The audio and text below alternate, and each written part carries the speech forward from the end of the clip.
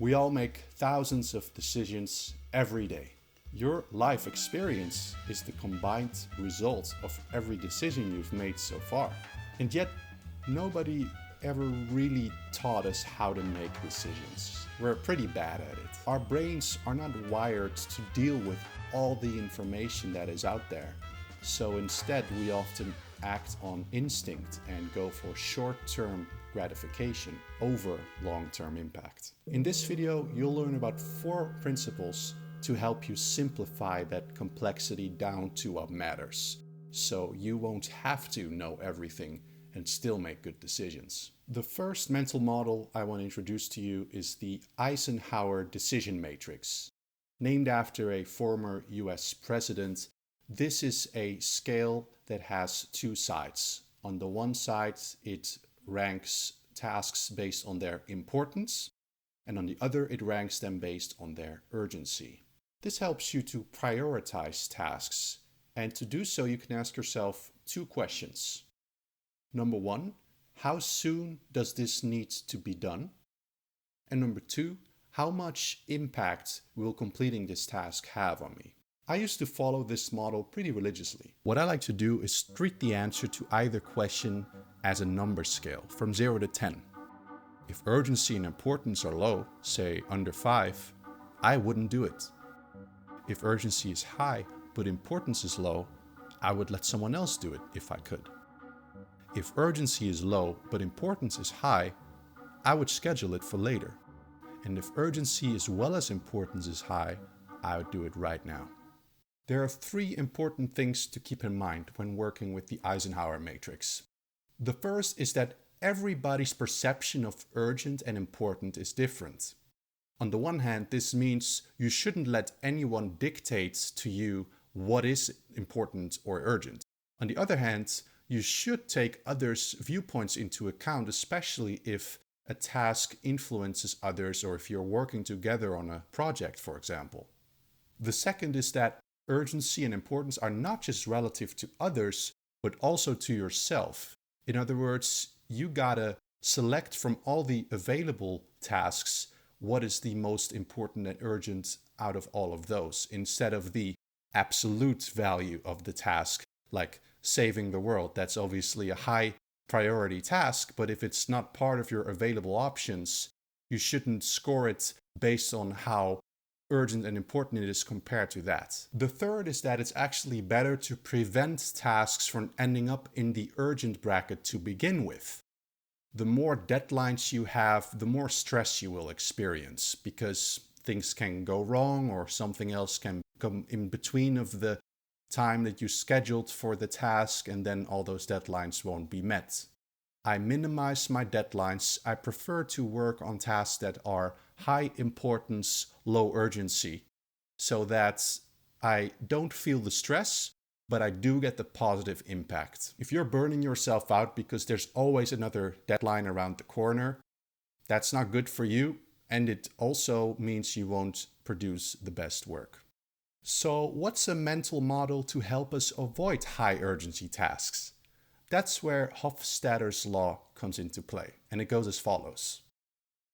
Things always take longer than you expect, even if you take Hofstadter's law into account. In other words, even if you're aware of this mental model, you still will be too optimistic when estimating time required for a task. So how does this help in terms of the urgency that I just mentioned? Well, if you are aware of this, you can at least try to start the task earlier so that you won't be stressing out when the deadline arrives, if you can't avoid it, of course. If you can't avoid a deadline, my go-to rule is to assign at least 4 times the amount of time to a task than your initial instinct gut reaction told you it would take. Now, I can imagine Hofstadter's law sounds a bit pessimistic.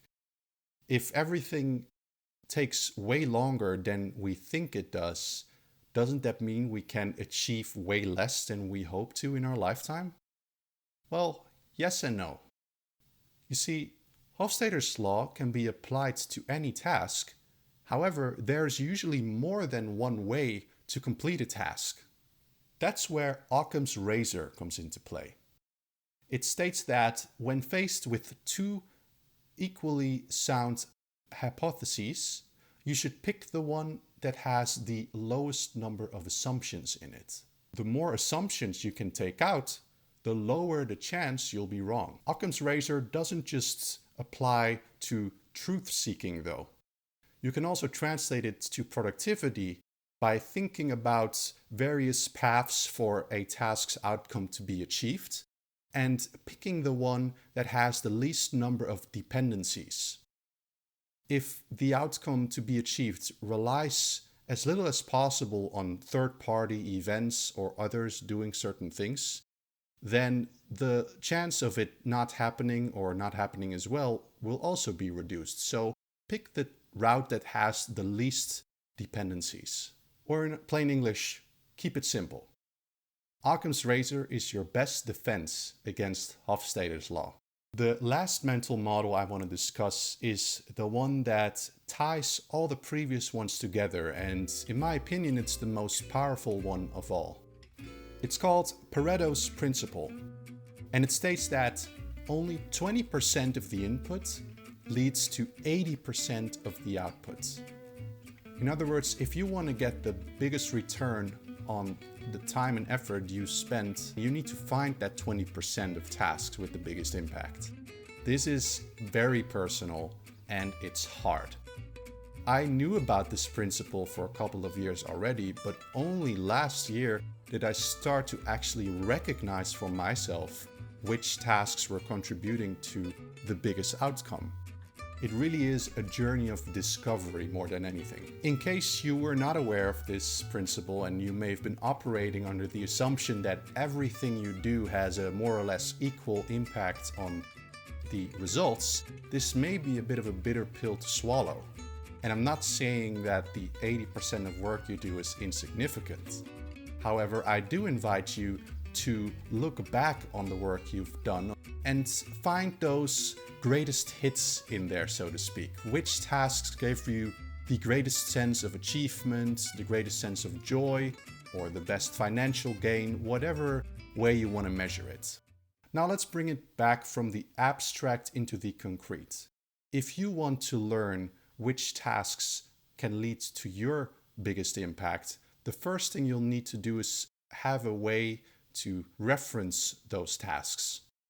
To do this, you'll need a task manager of some sort. On my channel, I've reviewed dozens of those, and I invite you to take a look at my video where I give an overview, and I'm sure you'll find one that works for you. From there, you'll be able to search through tasks you've completed and find your 20%. Thanks for watching.